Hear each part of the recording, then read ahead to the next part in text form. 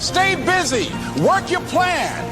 Continue to do those things that you know that work for you after you have evaluated yourself in the situation. Continue to move. Stay busy, stay busy, stay busy. Find somebody that you can help so you can forget about you for a moment. See, sometimes the best thing to do is to be.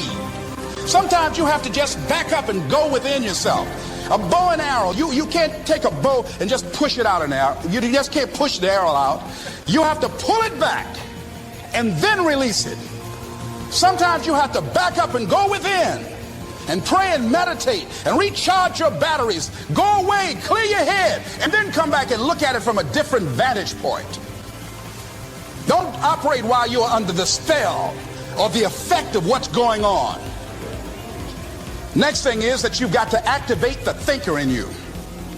Don't allow your emotions to control you. We are emotional, but you want to begin to discipline your emotion. If you don't discipline and contain your emotions, they will use you.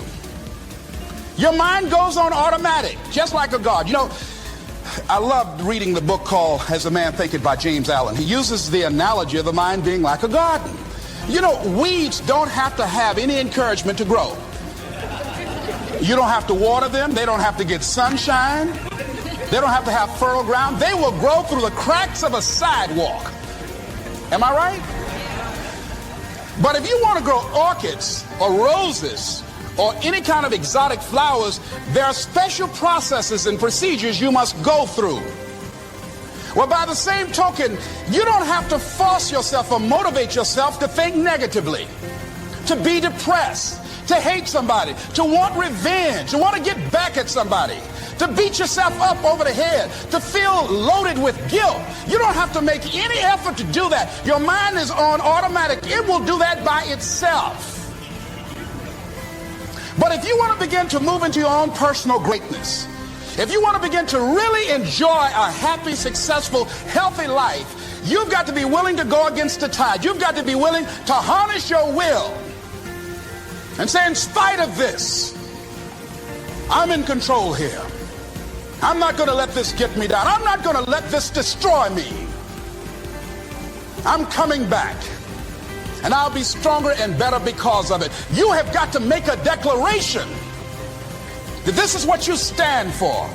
You're standing up for your dreams. You're standing up for peace of mind. You're standing up for health. You want it, and you're going to go all out to have it. It's not going to be easy.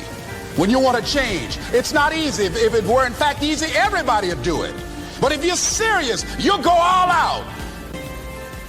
So yes, I'm going to turn this situation around. I'm not going to sit back and moan and cry over what happened and what went wrong and who did what.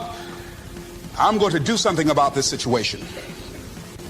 The next thing that is important is that expect things to get better for you, because they are.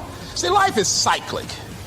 You're not, whatever experience you're having right now, it has not come to stay.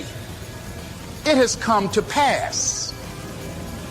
Not to stay, just to pass. It's just going through. The biggest challenge is to know what's happening. This is a part of this thing we call life. This too shall pass. And maintaining perspective, putting it in perspective. The other thing is take full responsibility for your life.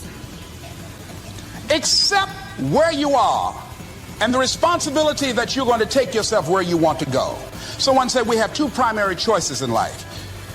We can either accept conditions as they exist, or we can take the responsibility to change them. See, a lot of people want to exempt themselves from taking responsibility. All they want to do is talk about the problem. Every time you see them, they'll tell you their story over and over and over and over again. No. You want to take responsibility for your life. I got me here, I can get me out of this. And I'm getting out.